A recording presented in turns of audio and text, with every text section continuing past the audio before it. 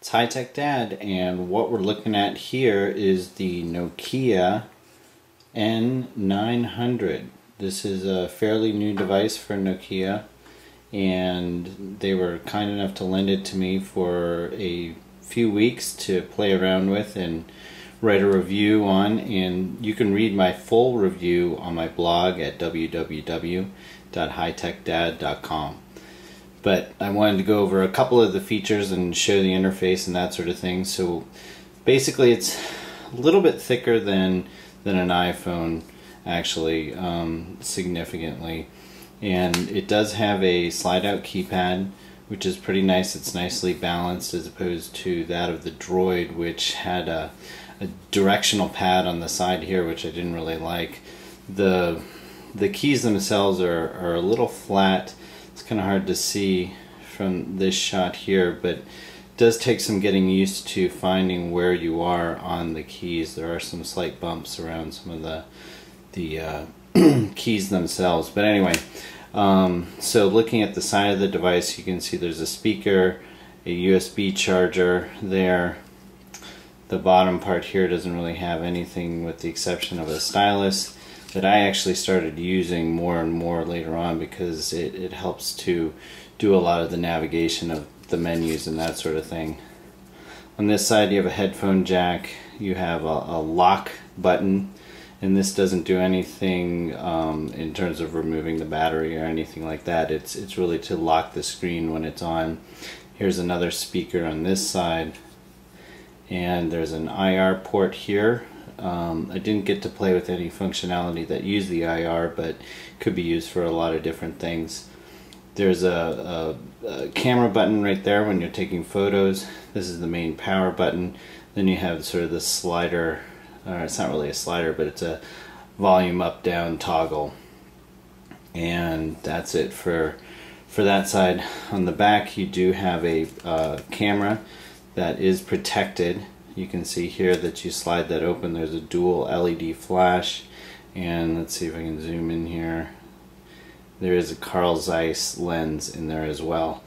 Another kind of innovative feature before I actually show the operating system is they have this little kickstand that you can pop out here like this. It's just sort of built in so that when you put it down you can actually have it somewhat upright when you're looking at it. So that's kind of a nifty little feature as well. So anyway, I'm going to go ahead and power it up here. You can see the little light lights up, and the Nokia startup screen starts. It boots fairly quickly, about normal as other devices, other phones of this sort. It's got a nice little startup video which should pop up pretty soon.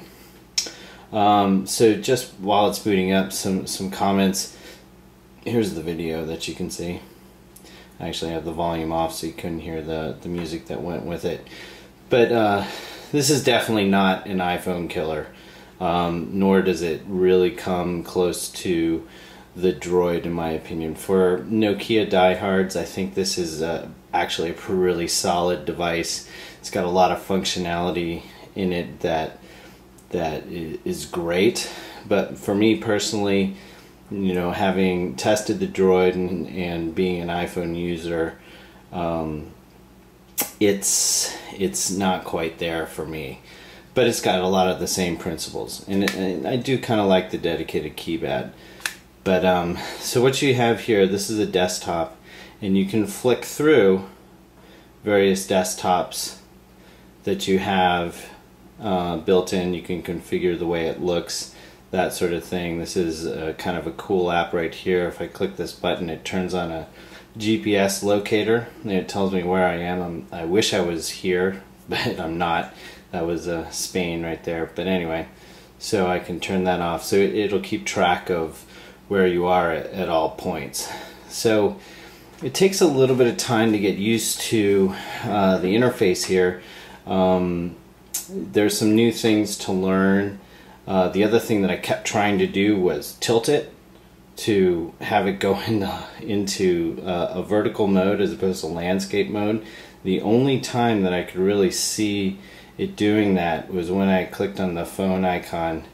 And so here's the phone, and it goes into vertical. So kind of an interesting decision there.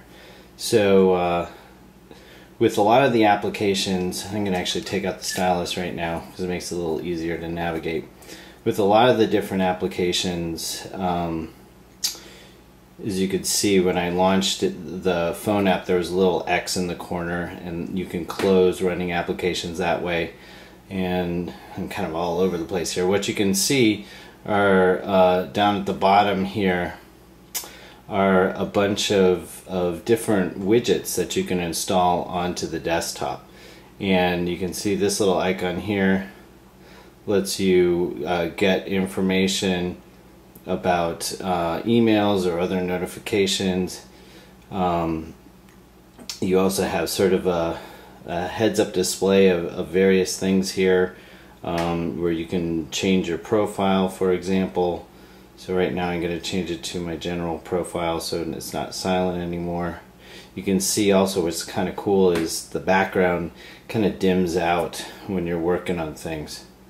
So there's that. Again, let's see if I can go to the web browser. Let's see. I kept getting confused when I saw this little icon here. I thought that was a Safari browser, which kind of confused me because it's got the same type of icon, but that's actually a GPS locator.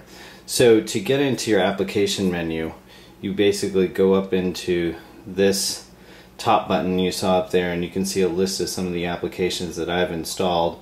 So there's a really good media player, and actually I watched some video on here, and it's pretty darn good, and it's loud.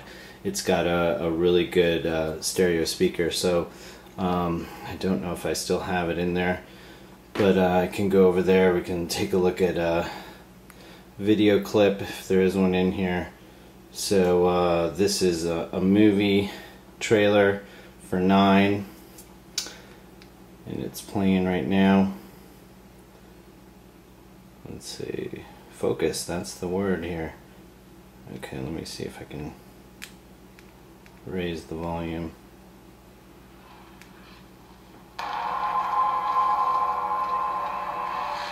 So there you go. It's actually pretty cool.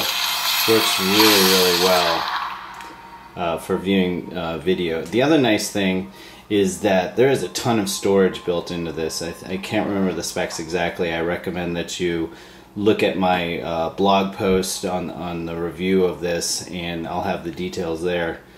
But clicking on the screen lets you get back to the application, exit out. I can go back again, exit out.